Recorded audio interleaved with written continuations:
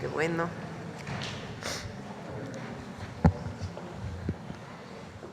Bueno, el día de hoy están aquí, siéntense por favor, con nosotros el general secretario de Defensa, Ricardo Trevilla Trejo, el almirante secretario de Marina, Raimundo Pedro Morales Ángeles, está Ariadna Montiel, secretaria de Bienestar, Jesús Esteva, secretario de Infraestructura, Comunicaciones y Transportes. Nos acompaña también Raquel Buenrostro, secretaria de Anticorrupción y Buen Gobierno, y Bulmaro con Suave Patria. Vamos a informar de dos temas el día de hoy. Uno, vamos a hacer y están a distancia los tres gobernadores de Puebla, Hidalgo y la gobernadora de Veracruz. Vamos a hacer una revisión de la atención a la emergencia primero y después la secretaria Raquel Buenrostro va a presentar varios temas que habían quedado pendientes en la mañanera. Uno de ellos sobre la historia del Fonden, aprovechando el tema. Bueno, vamos a iniciar con Jesús Esteva para informar. De acuerdo. Con su permiso, señora presidenta, buenos días a todas y a todos. A continuación, damos el informe de avances en la atención a la emergencia. Adelante. Al día de hoy se encuentran ya comunicadas 202 comunidades de 288 que tenemos de inicio. 124 en Hidalgo, 29 en Puebla, Querétaro y San Luis Potosí ya están, como informamos hace unos días, totalmente comunicadas, y Veracruz solamente traemos 28 de 51. Ayer se conectaron 4 en Hidalgo y 1 en Veracruz. Adelante. En cuanto a restablecimiento del servicio de energía eléctrica, como ven, ya solamente restan 566 por atender en el estado de Hidalgo, y Puebla, Querétaro, San Luis Potosí y Veracruz están totalmente conectados, cuentan con energía eléctrica. Adelante. En el caso de las escuelas afectadas, estamos hablando de que se han atendido 1,206 de 1,394, esto equivale al 86% del total de escuelas. Adelante. En cuanto a viviendas censadas, se llevan 92,024 y el total de apoyos entregados son 36,358. Con esto equivale al 40% de los apoyos. Adelante. En cuanto a despensas entregadas, van 342,672. El día de ayer se entregaron 27,547. Adelante. Y finalmente, vacunas, traemos 333,811 aplicadas. El día de ayer se aplicaron 81,700 vacunas. Adelante. Y el personal atendiendo la emergencia son 53,215 compañeras y compañeros que son parte de los gobiernos de los estados, SEDENA, SEMAR, SICT, Bienestar, Sector Salud, CONAGUA y CFE. Y es cuanto respecto a este informe, y ahora paso a dar el informe de la infraestructura.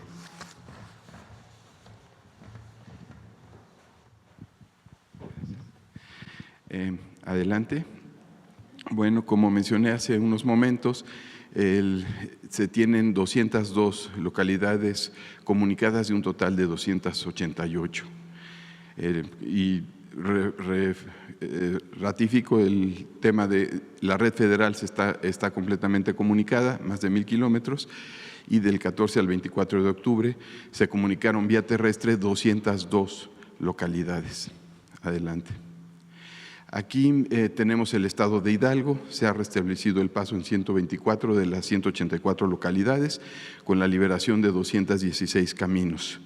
En total, cerca de 300,000 metros cúbicos de material de derrumbes y deslaves se ha retirado, 165 máquinas, 385 trabajadores en 74 frentes de trabajo, y de los 28 puentes afectados, 16 ya cuentan con paso provisional. Las imágenes vimos uno de los puentes, el Garcés Estatal, que comunica más de 30 comunidades, que ya tuvo paso provisional, como vieron, con tuberías. Y aquí vemos algunos de los deslaves que se han estado atendiendo en la zona de Tianguistengo, Los Naranjos. Adelante. Igual el sistema de control y seguimiento que tenemos, donde vamos viendo los caminos, vamos ubicando los frentes y vamos abriendo poco a poco. Primero fueron los federales, luego los estatales, avanzando en municipales y caminos alimentadores. La siguiente. En el caso de Puebla, se ha restablecido el paso en 29 de 32 localidades y con la liberación de 43 caminos. Solamente nos quedan 3 localidades en Puebla que en los próximos días estarán liberándose 33 frentes de trabajo, y de los 19 puentes afectados, 6 cuentan con paso provisional. De las primeras imágenes que se veían, era parte de estos puentes donde a veces se resuelve con cajones, a veces con tubos, y se da el paso provisional. Y como se mencionó en ocasiones anteriores, ya hay técnicos, ya hay proyectistas diseñando los pasos que serán parte del proceso de reconstrucción. Adelante. Aquí lo mismo, en el caso de Puebla, imágenes de Naupa, Xolotla, donde se trabaja, como les mencionaba, en varios turnos donde se puede para llegar lo más pronto posible a las regiones. Adelante. En el caso de Veracruz, aquí, bueno, algunas imágenes del puente de Xochocapa, que es uno de los pasos principales para llegar a lo último que tenemos incomunicado, que es Ilamatlán. Ahí se ha restablecido el paso en 28 de 51 localidades, con la liberación de 45 caminos. Tenemos 30 frentes de trabajo, y de los 9 puentes afectados, 3 cuentan con paso provisional. Este es el gran deslave que vimos hace algunos días. Como ven, ya tiene paso, y en específico estamos concentrados en la zona de Huayacocotla hacia Sontecomatlán, y de ahí hacia Ilamatlán. Ya pasamos Xochocapa, y estamos ahorita en San Gregorio atendiendo los 2 pasos. Ya pasaron equipos de estos, como ven, equipos pesados de grandes dimensiones, que son los que pueden atender esos deslaves. Adelante. Y además se atiende en conjunto con Defensa, Marina, con Agua y el gobierno estatal, diferentes zonas. Estas son imágenes de Poza Rica, se está trabajando en Álamo, en Tempual y en El Higo. La siguiente. Finalmente, como resumen, la red estatal y caminos alimentadores se restableció el paso en 202 localidades, se liberaron 360 caminos en los 5 estados, se liberaron todos los caminos interrumpidos en Querétaro, en San Luis Potosí. Hay 17,584 elementos de Defensa, Marina, Estado y SICT, y 1,210 máquinas liberando caminos y también haciendo labores de limpieza. Al día de hoy se han removido 3,048,000 metros cúbicos de material en derrumbes y deslaves, y pues se tienen los 47 helicópteros en las rutas aéreas, en los puentes aéreos. Y es cuanto, presidente. General.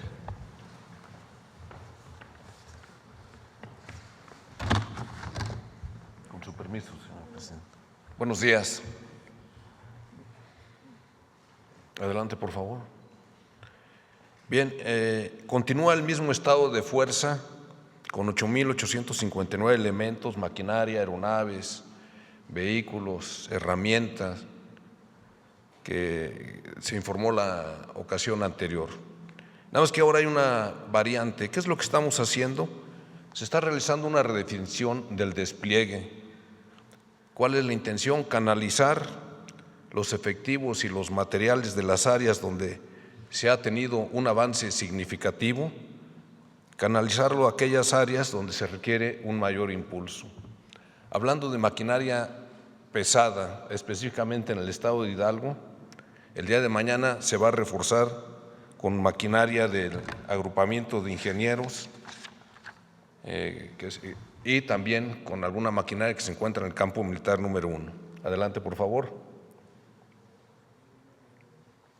Por lo que se refiere al avance en los 5 estados, este es un consolidado del 9 al 23 de octubre del 2025.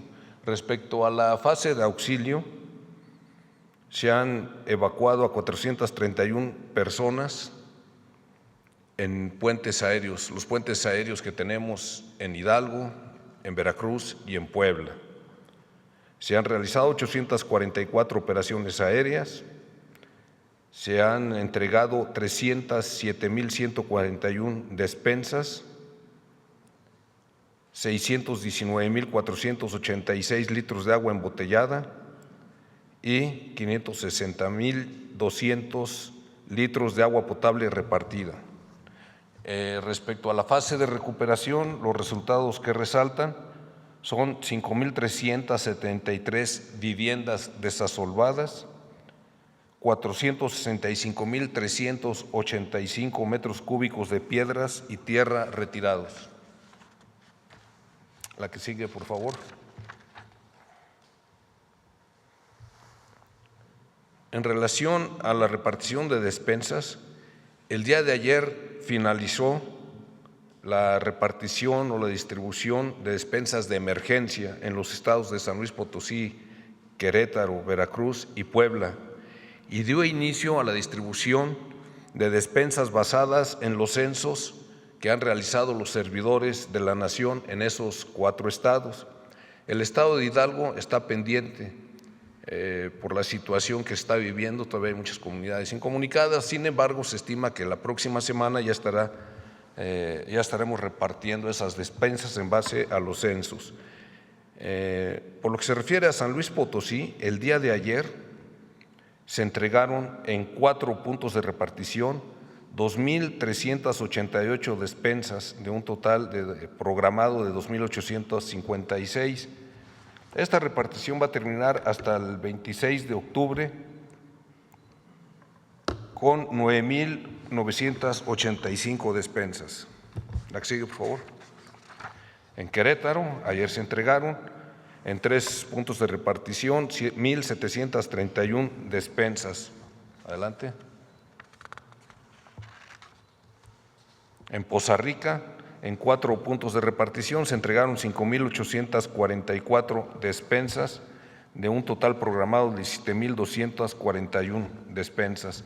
Aquí cabe mencionar que el día de hoy, mañana y hasta que se terminen de entregar todas las despensas, seguirán establecidos los puntos de repartición que iniciaron el día de ayer en todas esas colonias. Aquí, adelante. En Puebla, en 8 puntos de repartición se entregaron el día de ayer 1.120 despensas. Aquí quiero resaltar que desde que inició la aplicación del Plan DN13, ninguna comunidad ha quedado sin el apoyo de alimentación, de agua y medicamentos básicos. También me permito hacer un reconocimiento en mi calidad de alto mando del Ejército, de la Fuerza Aérea y de la Guardia Nacional a todo el trabajo, el esfuerzo que ha realizado el personal de generales, jefes, oficiales y tropa, principalmente la tropa, que son los que llevan este esfuerzo, este trabajo tan desgastante en la aplicación del Plan DN13. Y bueno, van a seguir trabajando. Ellos están convencidos de que lo hacen con pasión y lo tienen que realizar por el beneficio de la población. Muchas gracias.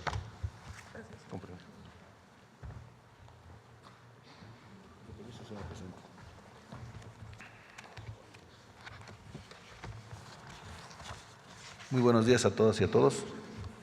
Voy a presentarles los avances en el proceso de recuperación en aplicación del Plan Marina. La siguiente, por favor. Bien, el Plan Marina continúa con un despliegue de 4.900 elementos con diferentes medios materiales, como son 112 vehículos, 117 máquinas, 8 aviones, 11 helicópteros, 7 buques, 20 embarcaciones menores, 6 cocinas y 9 plantas potabilizadoras.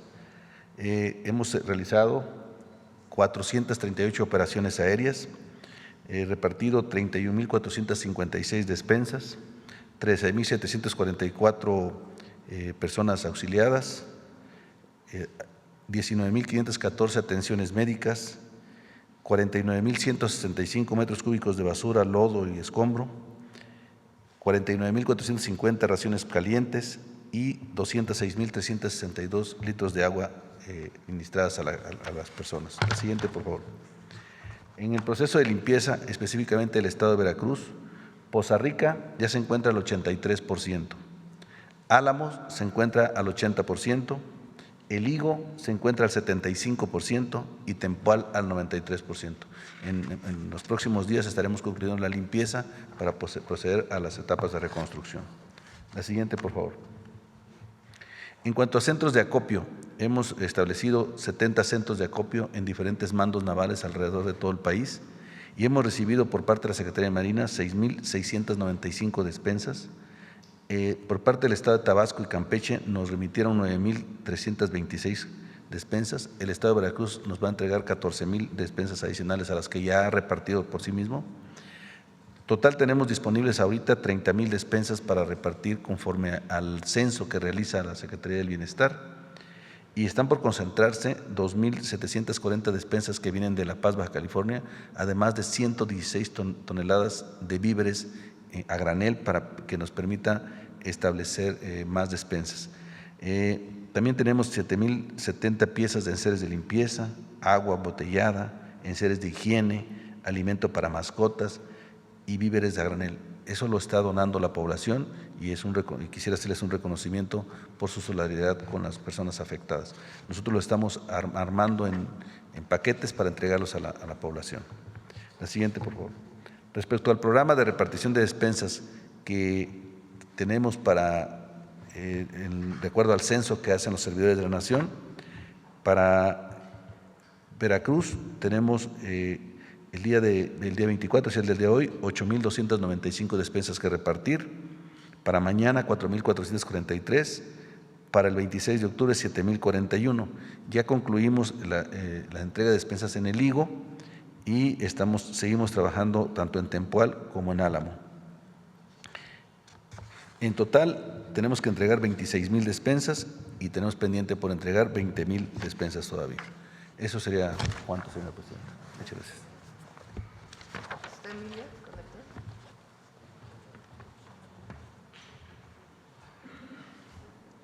Buenos días. Con su permiso, presidenta. Buenos días a todos y a todos. Me voy a permitir informar sobre las labores de restablecimiento del suministro eléctrico por fuertes lluvias en la región oriente del país. La siguiente, por favor. Si me ayudan con la presentación. Gracias a su liderazgo, presidenta, y con el apoyo de todos los grandes trabajadores de la CFE, así como la coordinación que tenemos con las dependencias federales, hemos llegado ya a restablecer el 99.82%, lo que implica que el día de ayer a las 4 de la tarde teníamos ya restablecido al 100% el estado de Veracruz y continuamos trabajando en el estado de Hidalgo, donde tenemos pendientes 466 usuarios. Siguiente, por favor. En los avances al restablecimiento tenemos esta línea de tiempo donde le hemos dado seguimiento a cómo hemos ido alcanzando el 100%. Haciendo un recuento, el pasado 11 de octubre San Luis Potosí quedó restablecido al 100%, el 16 de octubre Querétaro, el 21 de octubre Puebla y en el estado de Veracruz llegamos al 100% el día de ayer. Siguiente, por favor. En el estado de Hidalgo tenemos pendientes aún 466 usuarios afectados para poder restablecer el suministro eléctrico. Actualmente nos encontramos trabajando en las comunidades más alejadas con algunas de las estrategias que mostramos ahí en los videos, con los compañeros y compañeras electricistas que están trabajando en sitio y esperamos lograrlo ya muy pronto estos usuarios que están pendientes. Además de estas actividades y estrategias que hemos establecido, siguiente por favor, y continuamos con los en los poblados de difícil acceso tenemos aún 9 campamentos establecidos para poder agilizar el restablecimiento y con esta estrategia hemos logrado 3.980 restablecimientos a los usuarios. Aquí debo hacer un reconocimiento adicional a todas las personas de las comunidades donde estamos trabajando, ya que sin su valioso apoyo no podríamos continuar. Nos ayudan desde jalar cables, levantar postes, limpieza y nos ayudan con la firmeza de los terrenos, y sin duda con ellos hemos también tenido estos resultados que estamos reportando. Adelante, por favor. En cuanto a la infraestructura que se nos afectó por esta emergencia, en Veracruz fundamentalmente teníamos daño en 3 líneas de transmisión, llevamos de ellas concluidas 2 con un avance del 93.2%, y las 2 subestaciones están listas ya también y operando. Siguiente, por favor. En resumen, en recursos totales que hemos desplegado, Presidenta, son 1,602 trabajadores y trabajadoras electricistas, 503 pick-ups, 219 grúas articuladas. Hemos trabajado con 6 helicópteros, 8 drones, 8 retroexcavadoras y 4 cuatrimotros, con los que hemos también logrado el acceso de una manera más ágil. Adelante, por favor. En cuanto a la red pública de telecomunicaciones, lo que tiene que ver con la telefonía móvil e Internet, cuyo servicio también presta CFE, tenemos en torres de telefonía celular pendiente 43 de acceso de Internet gratuito, tenemos pendientes aún 441 con un 55% de avance, y los recursos que ahí muestra la diapositiva. Siguiente, por favor. Continuando con la entrega gratuita de los chips de CFE, tenemos 7,880 entregados, tanto en los puntos de entrega como también con el personal de CFE que de manera personal hace estas entregas en distintos puntos de las localidades afectadas. Siguiente, por favor. Y por último, pues reiterar el agradecimiento y el reconocimiento también a todos los compañeros electricistas que sin duda con el esfuerzo que han realizado hemos logrado los resultados que hemos reportado, y continuaremos trabajando para hasta restablecer el 100%. Muchas gracias, Presidenta. Quedo a la orden. Gracias, Emilia. Vamos con los gobernadores y cerramos con Ariadna. Gobernador de Puebla. Gracias, Presidenta. Muy buenos días a todas, a todos. Gracias por todo el apoyo. El avance ha sido significativo. Agradecerle ayer su visita en La Ceiba ya para entregar recursos a las familias censadas. Prácticamente todas las comunidades están comunicadas porque la Ceiba en Zetamena siempre ha sido afectada por el río Pantepec, y la solución que está planteando el secretario de Infraestructura es la correcta, y nosotros estaremos supervisando y visitando esa comunidad el día sábado. Las 2 localidades que aún faltan es de una precipitación que hubo hace 4 días en Joney. Por lo tanto, podríamos decir que las comunidades aisladas que fueron afectadas, todas ya están restablecidas, y las que aparecen actualmente son por esta circunstancia.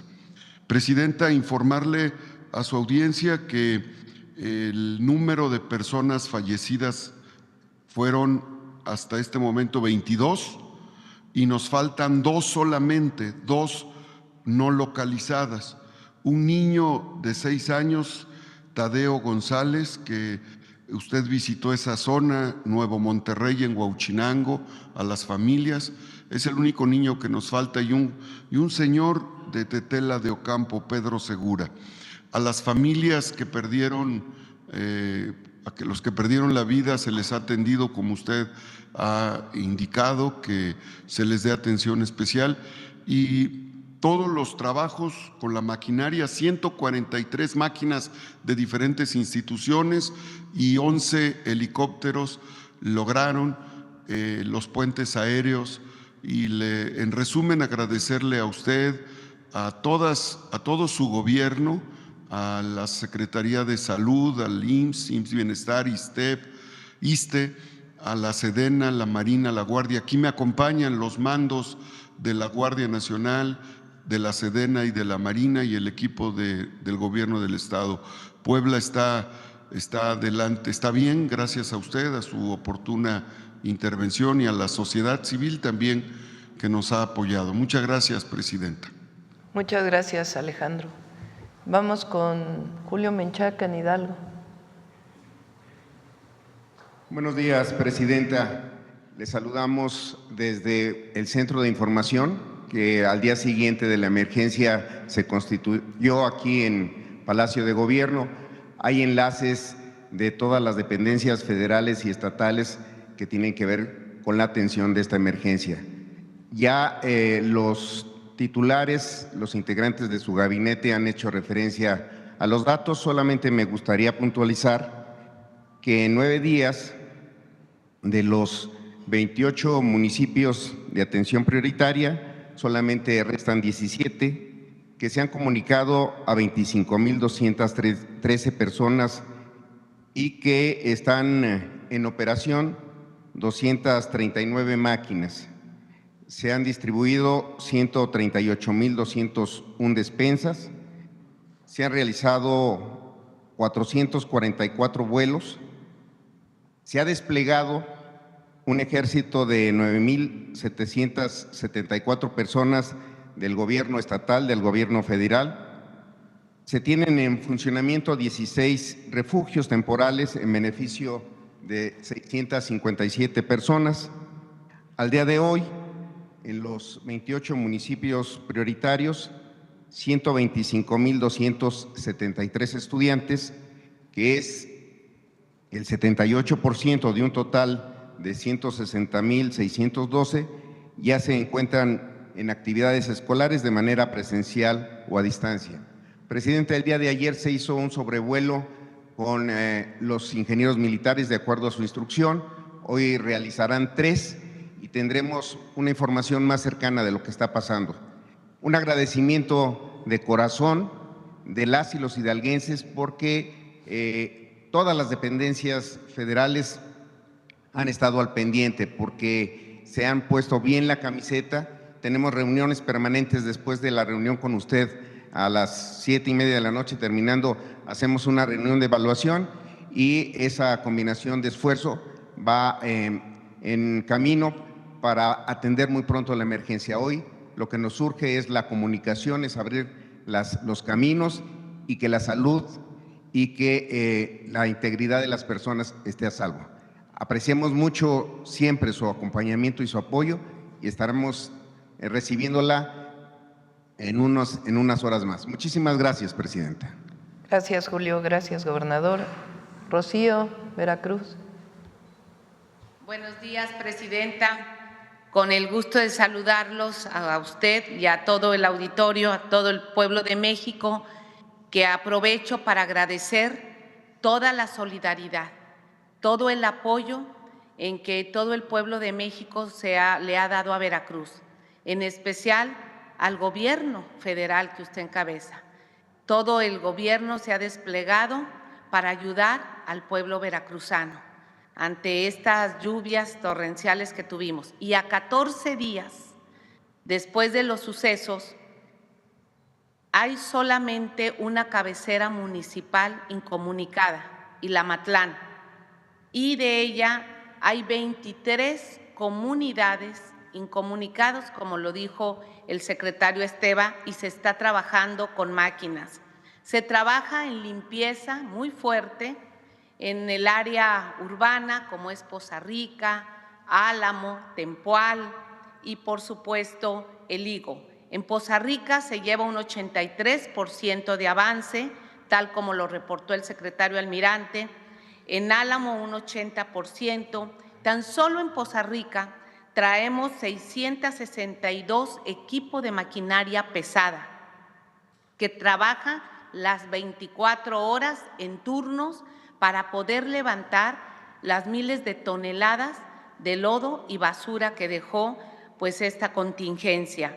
Se ha hecho un puente aéreo para ir a la Sierra de Guayacocotla, las comunidades aisladas, a llevar medicamentos, a llevar comida, y son 11 helicópteros los que están funcionando en este momento. Iniciamos con 20, hoy son 11 helicópteros se han repartido 90,674 comidas calientes a toda la población que lo ha necesitado y también se han entregado 136,008 despensas. Estamos ya en una etapa muy importante donde riesgo sanitario y el personal de salud está atendiendo a nuestra población. Se han implementado y se han aplicado 29,069 vacunas, sobre todo contra el tétano. Es muy importante que toda nuestra gente se vaya a vacunar. Al estar en contacto con el lodo, con bacterias, es importante esta vacuna. Para ello, se cuentan con 338 brigadas médicas. Hasta hoy ese es el avance a 14 días y decirle, Presidenta, que yo me siento muy orgullosa de usted, del gobierno humanista que representamos, de que a 14 días se tuvo una respuesta rápida, se tuvo una cercanía y que se tiene un avance considerable ante la gran tragedia que tuvo toda la Huasteca. Sin embargo, somos un pueblo trabajador, somos un pueblo que nos levantamos y hoy Veracruz está de pie gracias a todos los que nos han apoyado, gracias a su gobierno y vamos a salir adelante. Muchas gracias, Presidenta. Gracias, Rocío. Vamos, Ariadna.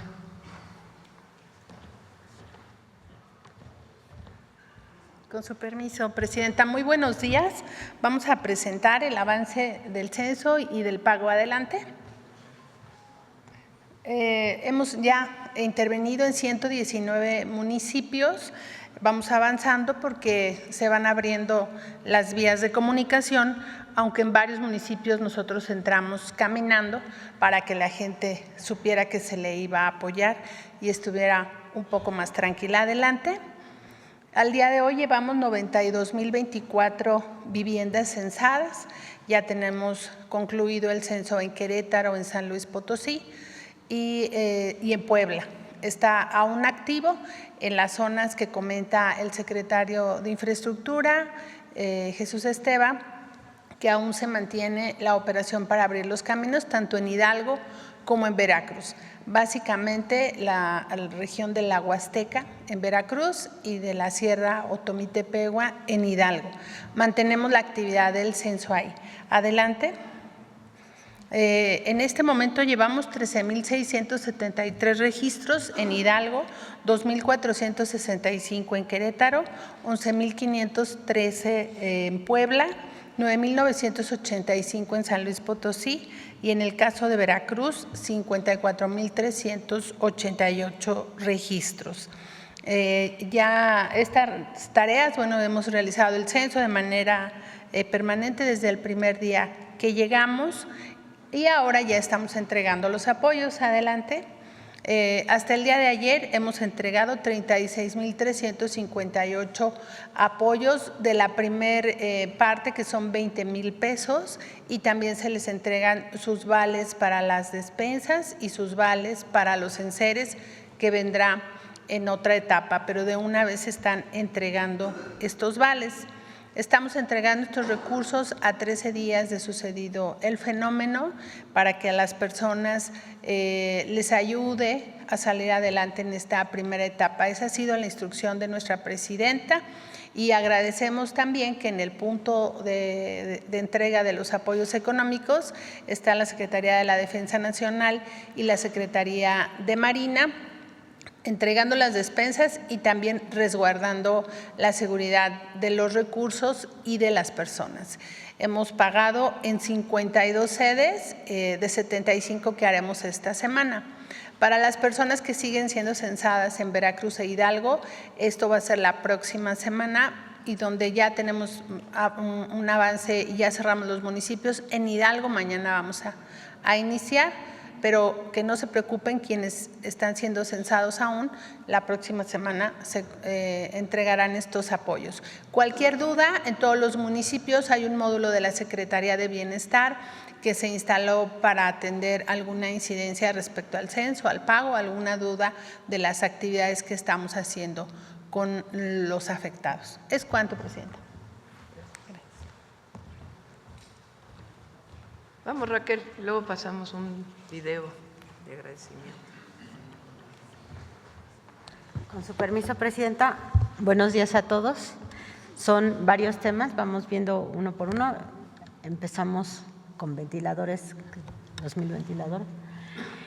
Hubo hace algunos días preguntas sobre los 1,000 ventiladores, aquellos que no llegaron a México en la pandemia. ¿Cuál es la situación? Les platicamos. Esos 1,000 ventiladores se compraron a una empresa que se llama Viva Enterprise, que es una empresa inglesa. La siguiente, por favor. Esa, en su momento, si recordarán, la pandemia, la alerta de emergencia de la pandemia fue el 23 de marzo de 2020, perdón. El 23 de marzo de 2020, estábamos a menos de un mes cuando se andaba ya buscando los ventiladores para garantizar que llegaran a México y no se fueran para otra parte del mundo, pues los convenios, los contratos en su momento eran muy exigentes, digamos, por parte de los vendedores. Se firma un convenio, un contrato del director del INSABI directamente con la empresa, y el compromiso era pagar el 100% de manera anticipada y en menos de una semana se tendrían los ventiladores. La siguiente, por favor. Aquí platicamos más o menos la ruta de los tiempos para que ustedes vean. El 4 de abril se firma el contrato, el 13 de abril se hace el pago del 100%, que son 1,416 millones. El 28 de abril ya debían haber entregado los ventiladores y empieza la empresa inglesa a reportar que hay retrasos. El 30 de abril comunica un retraso mayor y como ya había pasado un mes y el compromiso era entrega inmediata, pues inmediatamente se hace el reclamo a la empresa. Inmediatamente el 8 de mayo del 2020 se exige la devolución del dinero más los intereses generados. El 19 todavía el mayo, al siguiente mes, continuamente se le está presionando, la empresa regresa el equivalente a 300 ventiladores. Continúa INSABI presionando y en julio la empresa manda 50 ventiladores. Entonces ya regresó el dinero de 300, entregó 50, nos quedan 650. De esos 650 sigue el INSABI presionando el reembolso todavía el mismo año, en 2020. En agosto de 2020, Viva, que es la empresa inglesa, se quiere pasar de listo porque pues no era la única empresa a la que se le compraban ventiladores, estábamos comprando a todos lados. Entonces, entre otras empresas, se compran ventiladores a una empresa distribuidora que se llama Encore Health. Encore Health se le compra de manera directa a la comercializadora ventiladores y Viva quiere engañar diciendo que los que entrega Encore Health son de él. Y entonces ahí mete ruido, pero se documenta, se acredita que no es cierto, es un contrato distinto y siguen estando pendientes los 650 ventiladores. La siguiente, por favor.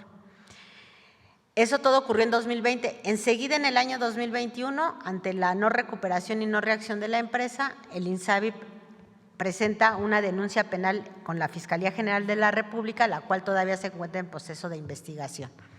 La siguiente, por favor. Adicionalmente, como el contrato fue firmado bajo la jurisdicción inglesa, con leyes inglesas, el INSABI después continúa el IMSS y Bienestar, mantienen un juicio en Londres porque el contrato fue bajo jurisdicción inglesa. Y en Inglaterra está un despacho de abogados que trabajan allá, que se llama Peters & Peters, llevando el caso, y se le denuncia a la empresa y el delito en Inglaterra es engaño. Entonces se presenta una demanda por engaño que está en proceso. En noviembre concluye el periodo de aportación de pruebas tanto de la parte demandante como de la demandada y en diciembre se llevarán las audiencias. Y por lo que nosotros tenemos información del despacho es que es muy probable que ganemos el juicio porque la materialidad del engaño se da en la no entrega. Entonces, como no hay manera de acreditar la entrega, pues se va a acreditar el engaño y entonces estamos en ese estatus. Muchas gracias. Eso es con relación a los 1,000 ventiladores. La siguiente, por favor. Hace poquito también salió un tema que preguntaron en la mañanera, ¿qué pasa con los ventiladores de Philips? La siguiente, por favor. Otra vez nos regresamos al periodo de la pandemia, ¿no? Estamos en la pandemia, el 23 de marzo se declara la pandemia, el 30 de marzo se declara pandemia ante todo el COVID y que pasa? Pues otra vez, estamos en escasez, andamos buscando en ventiladores, todo el mundo en todo el mundo está buscando ventiladores y Philips empieza a vender ventiladores en todo el mundo. La siguiente, por favor. En ese momento, cuando es la situación, Funsalud dona 2,000 ventiladores Philips a diferentes instituciones públicas y privadas y también el gobierno también está adquiriendo. En junio de 2021, la FDA, que es el equivalente a COFEPRIS, la Agencia Sanitaria de Estados Unidos, emite una alerta de riesgo contra esos ventiladores. Entonces dice, hay que estar pendiente del funcionamiento tecnológico de estos ventiladores, pone una alerta y se dan contraindicaciones, ¿no? Dice, úsese y cuídese en casos de tal y tal y tal, ¿no? No se use para estos casos. Da la receta de contraindicaciones y señala los modelos que son los que figuran ahí, cuáles son los que hay que tener bajo observación tecnológica. De manera simultánea en junio, pues como todas las agencias sanitarias están comunicadas, en todo el mundo empiezan a generar todas las alertas, que no es la excepción de México. COFEPRIS manda una alerta y dice tenemos que tener cuidado con eso. Hay que recordar que como era la pandemia, se estuvieron habilitando muchos ventiladores en todo el mundo porque no existían suficientes. Y entonces esos ventiladores que eran, digamos, nuevos, no se les dio registro sanitario, se les dio un registro sanitario especial para uso de emergencia. Entonces, todos estos tenían registro sanitario para uso de emergencia y había que tenerlos vigilados. La siguiente, por favor. En 10 de mayo de 2023 acaba la pandemia. Acabando la pandemia, se acaba el permiso o el registro sanitario de uso de emergencia. ¿Eso qué significa? Que de manera automática, por ley, todo mundo debió retirar todos los ventiladores porque no contaban con registro sanitario. Entonces, a partir de ese momento, caduca, por decir así, el registro sanitario provisional que se les dio para el uso de emergencia y todo el mundo lo que tiene que proceder es a retirar los equipos porque no tienen registro sanitario y la empresa ya no los puede vender y comercializar en México. Entonces queda estrictamente prohibida su venta. A raíz de los comentarios que hubo en la mañanera, se volvió a poner el foco, se identificó que la empresa seguía comercializando, incluso usando plataformas. Esa es una investigación que está abriendo COFEPRIS y la está llevando a cabo. La siguiente, por favor. Ya ahorita ya no hay, ya las bajaron de las plataformas. ¿En qué situación estamos? Pues nosotros estamos dando la labor junto con las instituciones de reverificar que efectivamente todos los ventiladores estén retirados. En todo lo que llevamos hasta ahorita, lo que hemos detectado es que todos están retirados, algunos incluso ya se devolvieron, ya los retiró la empresa y la entrega a la empresa, el retiro, pues es independiente del resarcimiento de daños y perjuicios, porque pues, se compraron y pues se tiene que responder la empresa porque son equipos que no funcionaron o que no cumplieron con todos los requisitos, sí funcionaban, pero no cumplían exactamente con todos los requisitos que debe de cumplir. Y ahorita nos encontramos en esa parte, en cómo estamos analizando con todo el sector salud, cuál es la estrategia jurídica integral y además estamos en colaboración con otros países para ver cómo están atendiendo sus temas en otros países. La siguiente, por favor. Y ya terminamos. Lo que sí es que lo que hemos hecho hasta ahorita y de la verificación física que se ha hecho en algunos de los hospitales, en lo que llevamos, sí se ha ratificado que al menos en el sector público, en el gobierno federal, no están funcionando los ventiladores. La siguiente. El otro tema tiene que ver con que ha habido comentarios sobre la plataforma del INAI. Miren, la verdad es que lo de la plataforma ha sido una discusión desde que empezó el proceso del INAI, que todo el mundo decía que cuando cambiaran la Constitución iba a haber más opacidad. Entonces fue el ataque recurrente y la bandera de defensa del INAI para sobrevivir, digamos, ¿no? Con todos los privilegios que antes tenían. Entonces, ¿qué fue lo que nosotros hicimos y lo dijimos en su momento? Cuando nosotros recibimos toda la parte tecnológica, le pusimos algo que se llama un validador criptográfico, que quiere decir toda la información se captura, se recibe, pero como que se encripta con algo similar a una huella digital. Si cualquier cosa se altera, puede ser detectable y tiene auditoría forense. Entonces, lo encriptamos con un validador, hicimos un clon y estamos trabajando con el clon. Todo lo que voy a decir es completamente auditable con cualquier auditoría forense tecnológica. Entonces, ¿qué fue cuando recibimos la información? Pues lo primero lo que hicimos fue empezarla a recibir y encontramos que en el INAI había muchas páginas y portales .org. Como ustedes saben, el gobierno utiliza por seguridad y porque tiene un tratamiento distinto las terminaciones .gov, en el caso de nosotros .gov.mx, y las .org son privadas. O sea, había mucha información en las .org y ya estaba mezclada la información oficial de la .gov con la .org. La siguiente, por favor. Nos encontramos, por ejemplo, en el apartado del servidor donde estaba toda la protección de datos personales.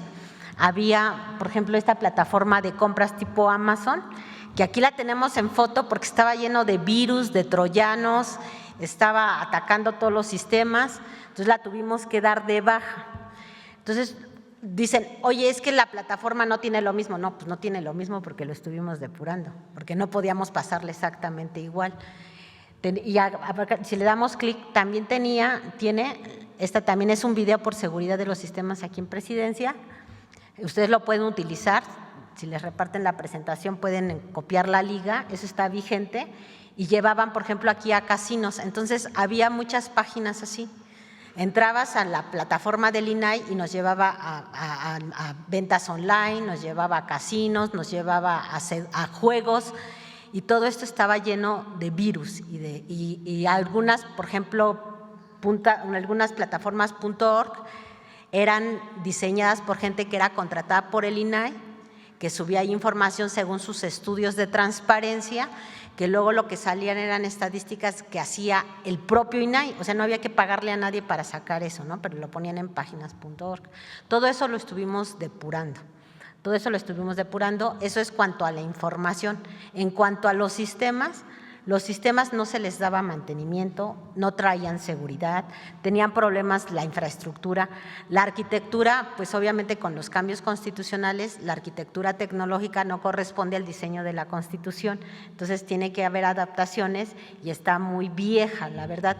Tenemos software que data del 2003, entonces está llena de parches, y algunas son del 2003, otras del 2010 y la infraestructura no corresponde. Si recuerdan, justo antes de que nos entregaran el INAI, prácticamente la plataforma estaba tirada todo el tiempo y estaba tirada precisamente porque no se le daba mantenimiento y por todos los troyanos y virus que tenían en los sistemas. Esto se ha ido depurando, se le ha dado mayor estabilidad al sistema e incluso ahora funciona más tiempo que antes. La siguiente, por favor. No solo fueron los sistemas, no solo fue el problema también de cómo lo entregamos, sino hay un proceso de entrega-recepción. La verdad, nos entregaron expedientes originales que no estaban, más bien faltaron expedientes originales. La mayoría de los expedientes estaban incompletos. Se encontraron muchas cajas que no estaban relacionadas en el acta de entrega y en el acta de entrega estaba relacionada mucha información que no estaba en físico. Entonces, hubo mucha complejidad, la verdad, mucho de ese daño no es reparable porque simplemente no volvieron a aparecer los expedientes. Se les citó a todos los comisionados a comparecer a través del órgano interno de control y solo uno no faltó y se realizó el acta correspondiente para el deslinde de responsabilidades porque uno ni siquiera se presentó. La siguiente, por favor. Lo otro que también es importante que sepan es que, por ejemplo, luego los periodistas nos dicen, es que no encuentro la información, pero acuérdense que los sujetos obligados no solo es el gobierno federal, también es el legislativo, los autónomos, los sindicatos, los partidos políticos, etcétera. Entonces, nosotros quedamos con la administración del portal, pero todo el mundo tiene que seguirlo alimentando. Eso no ha cambiado. Sin embargo, sí hay cuestiones que han estado entorpeciendo la información. Por ejemplo, en el INAI de Aguascalientes, el estatal, que es autónomo, pues no le dio mucho gusto pues desaparecer y entonces el último día antes de irse le quitó todas las contraseñas a todos los sujetos obligados del estado de Aguascalientes. Entonces nadie se dio cuenta hasta que tenía que cargar la información porque ya eran las fechas obligadas, quisieron entrar y nadie usaba sus contraseñas. Entonces tuvimos que hacer un levantamiento ahí muy rápido y habilitarlo. Pero de esos casos hay muchos. Entonces, hay muchas veces que la información no procede porque los mismos INAIs estatales y algunos personajes han estado boicoteando la transición. La siguiente. De hecho, esta es una foto de cómo va la transición, porque tenemos no solo que alinear la Constitución a nivel federal, sino a nivel estatal y municipal. Y esta lámina, y ahí si les reparten la presentación, la pueden apreciar cuáles son las diferentes etapas en las que está cada entidad federativa, pero están todos en proceso para ir transitando a la armonización constitucional. Los estados subrayados son los que van mejor, digamos, en cada uno de los grupos. La siguiente, por favor. Y les vamos a pasar un pequeño videíto nada más para que vean que la plataforma no ha cambiado, es exactamente lo mismo. Incluso se ha mejorado la búsqueda de las solicitudes, se ha mejorado también en cómo pueden darle seguimiento a las solicitudes que ustedes presentan, y también se agregó todo el flujo del proceso de una resolución, desde el inicio de la queja hasta la conclusión y el cumplimiento, que eso nunca lo publicó en el INAI y ahora sí lo pueden ver completamente para perfectamente conocer qué se está atendiendo y en qué momento está y ver si todo se cumple en tiempo y en forma. Adelante, por favor. Vivimos en una época de inmediatez digital. Con un solo clic pedimos comida, transporte o hacemos compras. Con la Plataforma Nacional de Transparencia, también está a tu alcance ejercer tu derecho a acceder a la información pública. Desde cualquier rincón del país, esta plataforma es el punto de encuentro digital que conecta tus solicitudes con las instituciones que tienen la información que tú necesitas. Puedes revisar contratos, sueldos, compras públicas, presupuestos asignados, trámites, padrones de programas sociales y padrones de servidores públicos y empresas sancionadas. La información de más de 6,000 instituciones federales y estatales está disponible en un solo lugar, y puedes acceder a esta fácilmente y descargar en formatos abiertos. En caso de no encontrar lo que buscabas, a través de la plataforma, puedes pedir la información directamente a la institución, incluso de forma anónima, sin necesidad de salir del sitio. Desde que la Secretaría Anticorrupción y Buen Gobierno asumió la administración de la plataforma, se cuenta con mejoras como un buscador de institución, evitando la dependencia de filtros para hacer solicitudes y consultas. Sigue tu historial. Revisa tus últimas solicitudes y quejas sin necesidad de buscarlas, en un solo lugar y sin clics adicionales. Porque tu participación es importante, puedes reportar problemas o ayudar a mejorar tu plataforma al enviar sugerencias mediante el formulario digital o la línea telefónica. Trabajamos para fortalecer las guías y apoyos disponibles para la ciudadanía, con el propósito de facilitar el acceso a la información, agilizar la consulta y garantizar que las solicitudes sean atendidas de manera más eficiente en la Plataforma Nacional de Transparencia.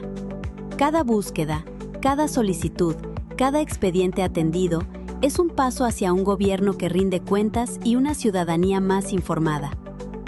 Tu privacidad no es negociable. Se protegen y resguardan tus datos personales. La Plataforma Nacional de Transparencia simplifica el acceso a tu derecho a la información. No es un trámite, es tu herramienta para saber, seguir y confiar. Gracias. Y nada más decir que estamos en capacitación permanente, no solo con instituciones estatales, federales, los diferentes poderes, para esta armonización estable y que sea todo perfectamente articulado, sino también tenemos ya como tipos call center también que están llevando a una capacitación a los que quieren hacer sus solicitudes y facilitarlos en hacer todo el acceso a la información y cualquier trámite ante la institución. Pues eso sería. Y ahora pasamos a Fonden. Si me prestan un micrófono, por favor. A ver, ahora la siguiente, por favor. La siguiente. Aquí nada más es muy rápido. Me voy a ir un poquito rápido, de todos modos les comparten ahí los datos. Esta es la historia del Fonden. El Fonden conceptualmente nace en el 1996 y aquí los recursos eran presupuestales, no había fideicomiso. Y empieza a operar el Fonden. A partir de 1999 se crea el fideicomiso. Aquí es cuando empieza a manejarse un fideicomiso. Este fideicomiso tiene varias características. Primero, al ser un fideicomiso es más opaco su uso de los recursos. Empieza a ser muy opaco porque los fideicomisos no tenían tantas reglas como las que tienen ahora los fideicomisos públicos. Acuérdense que en algún momento ni siquiera tenía el conocimiento del gobierno federal de cuántos fideicomisos públicos había. Si ustedes revisan cuentas públicas viejas, no se publicaban los fideicomisos. Entonces nace en una época donde los fideicomisos eran completamente oscuros, no se publicaba, no se daba información y ni siquiera se tenía con exactitud cuántos fideicomisos existían. Además de eso, tenía una regla que era, dicen, par y paso.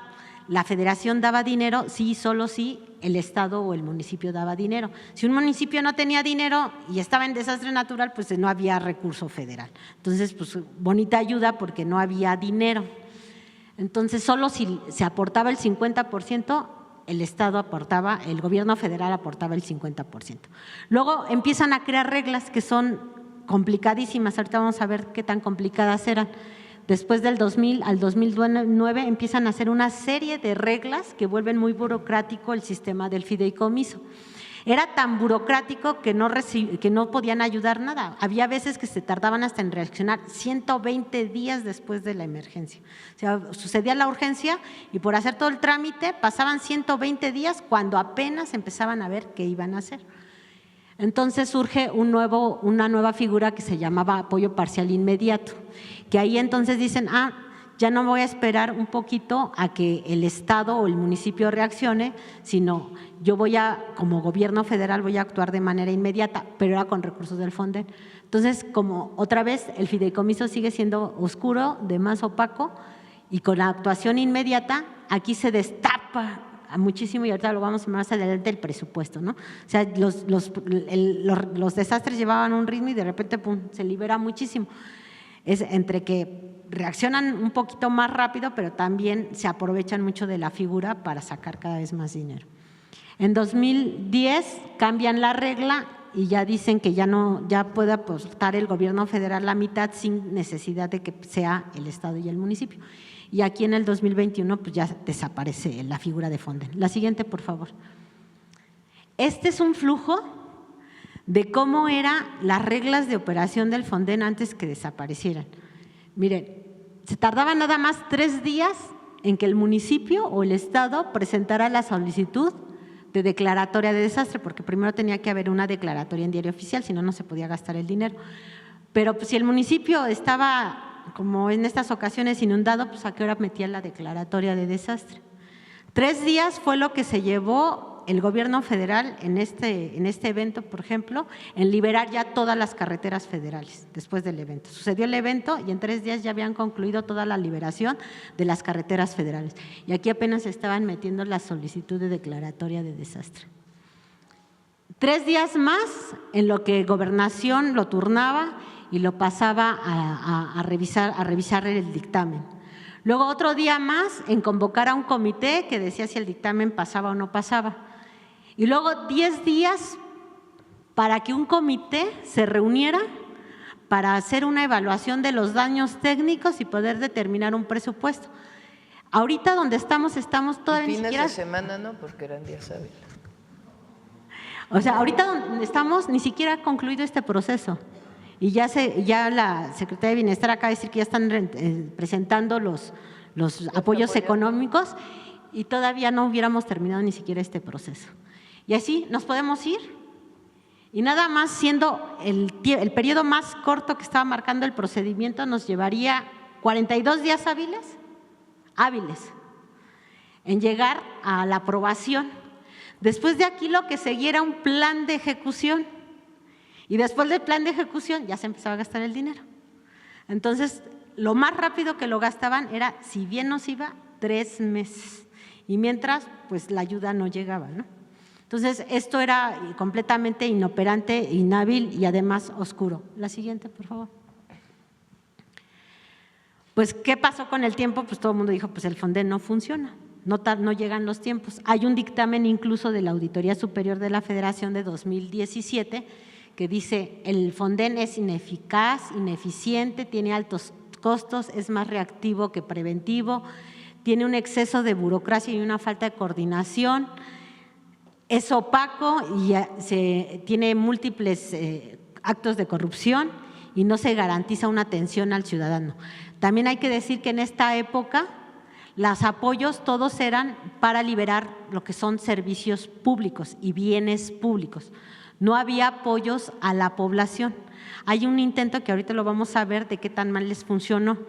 pero prácticamente el recurso se destinaba a puros bienes y servicios públicos.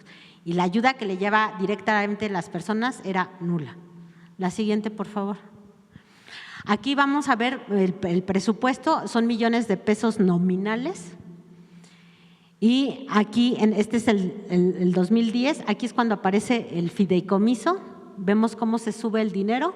Se sube el dinero, pero no cambia la manera de atender los desastres ni las urgencias. Y luego vemos aquí como atípico que en el año electoral de 2018, en la época de Peña Nieto, del presidente Peña Nieto, hay un exceso que está muy fuera de todo el rango de todo el histórico. Y aquí empieza la administración del presidente López Obrador y el de 2025 ya de la presidenta Claudia. Aquí vemos que hay un gasto más moderado y ahorita aparte que se reacciona con más tiempo y además se ayuda más, porque no solo se resuelve el problema de los bienes y servicios públicos, sino eso también incluye toda la ayuda de la gente que se les ha estado dando, desde despensas, enseres, etcétera, ¿no?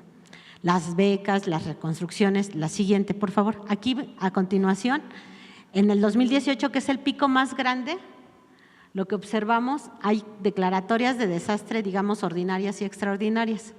Las extraordinarias son aquellas donde el gobierno federal soltaba dinero sin necesidad que el Estado y el municipio lo soltaran. Si vemos en todos la parte que piden el paripasu famoso, es la mayoría. Salvo en 2018, que viene muchas declaratorias extraordinarias, que es decisión propia de la Secretaría de Gobernación, y en esa se concentran 427 millones asignados a olas de calor. O sea, uno de los gastos más grandes es por olas de calor. Sí hay deshidratación, pero no tenemos el problema de la infraestructura, etcétera, de otro tipo de obra que quiere más gasto, pero es lo que se lleva. Entonces, si nosotros, ahora sí, la siguiente, por favor. Aquí les vamos a dar unos ejemplos nada más de cada administración, porque cada que había un evento había casi faltantes siempre por lo menos de unos 500 millones de pesos. O sea, no bajaban de 500 millones. Cada evento tenía problemas de acreditación de recursos. En la época de Fox es muy reconocido, y nada más para hacer memoria, de la coordinadora precisamente de Protección Civil. La coordinadora de Protección Civil estuvo involucrada en muchos casos de corrupción, que la llevaron incluso a la denuncia. La Auditoría Superior presentó observaciones acreditando de 182 millones de pesos, fue inhabilitada 10 años. También hubo reportes del órgano interno de control, que ahí cubrieron a la coordinadora porque dejaron sin efectos algunas cuestiones, pero lo que sí está documentado en todas las cuentas públicas es que en esa época, y a partir de que empieza el Fonden, el fideicomiso, se empiezan a observar sobreprecios de hasta 375% en las compras. Entonces, a partir del Fonden se empieza a ver todo esto, y esto lo pueden revisar en las cuentas de la Auditoría Superior de la Federación. La siguiente, por favor. En época de Calderón tenemos el caso, por ejemplo, de las inundaciones de Veracruz con el CART y con el Matthew. En ese entonces, pues el gobernador era Granier en Veracruz. Perdón, es Granier de Tabasco. Duarte. Este era Duarte. Es la época de Duarte. En enero de 2011, todo el gobierno estaba paralizado, no estaban haciendo absolutamente nada. No quería hacer nada Duarte hasta que le dieran dinero, pidió una línea de crédito de 4,700 millones de pesos.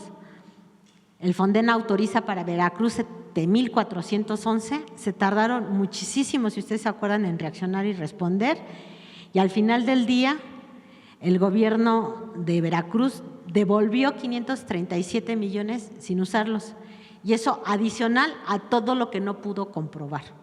Entonces, fue muchísimo dinero, y este dinero todo, obviamente todos se recuerdan, todo este dinero desapareció. La siguiente, por favor. Ahora sí viene la de Tabasco, cuando fue el gobernador Andrés Granier, también igual, cuando le dan el dinero, en lugar de atender la emergencia, paga su déficit fiscal, 215 millones de pesos. La Auditoría Superior detectó que cada que le daban dinero para atender la contingencia, pagaba otra cosa, y hasta después, si él iba sobrando dinero de su presupuesto, entonces se lo destinaba a la emergencia. Pero primero estuvo pagando incluso gastos corrientes de su gobierno como telefonía, vales de limpieza, consultorías incluso, ya teniendo el dinero, porque como venía del fideicomiso y no se factura igual, digamos, como el presupuesto, no tiene la misma transparencia que el presupuesto, pues se lo llevaba primero a otros lados. Hubo dinero que varias dependencias no regresaron, y en 2013 finalmente Granier fue detenido por peculado y evasión fiscal. La siguiente, por favor. En el de Peña Nieto tenemos, por ejemplo, el caso del Ingrid y Manuel, los huracanes. Este fue patético porque fue muy burocrático. Bueno, este sexenio fue muy burocrático. Aquí, por ejemplo, para resolver esto, se instalaron 29 comités de daños y 29 declaratorias para atender 361 municipios. Se la pasaban más tiempo haciendo los comités con el flujo que vimos al principio que atendiendo la contingencia. Luego, aquí se observan lo que les decía, si hasta 119 días, 120 días para atender nada más el inicio de las obras. Decíamos ahorita que en este caso, en los 3 primeros días ya la Secretaría de Comunicaciones, Infraestructura y Comunicaciones y Transportes ya había habilitado toda la red federal, y aquí nada más se tardaron 119 días para empezar. Hubo todos los sobreejercicios en su momento de SEDATU, luego se contrataron 445 millones de pesos, que solo se les habían autorizado 120, también obviamente no se podía comprobar, no estaba debidamente comprobado. Con agua tardó 161 días, ya que había pasado todo, ya la empiezan tarde, ya no hay ni siquiera emergencia. Y luego todavía que lo gastan, tardaron 160 días en comprobar en qué lo gastaron. 99 millones de pesos y 200 millones de los 298 autorizados, o sea, casi la tercera parte. En 2017 se conoce que fue SEDATU, se sancionó a funcionarios de SEDATU, y luego también en programa Plan Nuevo Guerrero contempló un presupuesto de 40,000 millones de pesos, de los cuales el Fonden aportó 12,000, y eso, si se recuerdan que en medios fue muy connotado porque de los 43 fraccionamientos para reubicar 10,000 familias, 30 se encontraban deshabilitados y los restantes presentaban fallas estructurales. Esta es una foto de las zonas que se crearon y que se tuvieron que destruir porque la estructura estaba mal hecha, entonces ponía en riesgo la vida de las personas. Entonces se gastaron todo esto y luego lo tuvieron que volver a demoler. La siguiente, por favor. En los sismos, que observamos también lo mismo, se emitieron 18 declaratorias, 11 de desastre, 7 de emergencia, tuvieron demoras de 20 días destinando 19,000 millones de pesos, prácticamente el 93% todo vino del Fonden. SEDATU invirtió en 168,000 viviendas afectadas, pero solo revisó el 35%. O sea, dicen que gastaron todo, pero a la hora de comprobar, dicen, pues yo nada más realicé la supervisión del 35%, la tercera parte. Hubo documentados que no acreditaron pagos de alrededor de 90 millones, hubo pagos irregulares que no se justificaban. Luego también se usaban recursos del Fonden cuando había seguros institucionales, estamos obligados a comprar seguros. En Morelos el Fonden se usó el Fonden en lugar del seguro tecnológico y no se cobró el seguro. También en salud se detectaron inconsistencias graves, de 132 unidades médicas afectadas solo se reconstruyeron 28, o sea, muy poquitas, el 20%.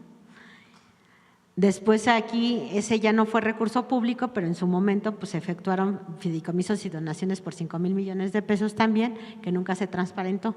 Y esto se tuvo que hacer porque por el proceso tan largo burocrático se le pasaron los tiempos y nunca hubo dinero para infraestructura, para comunicaciones y transportes en el sismo.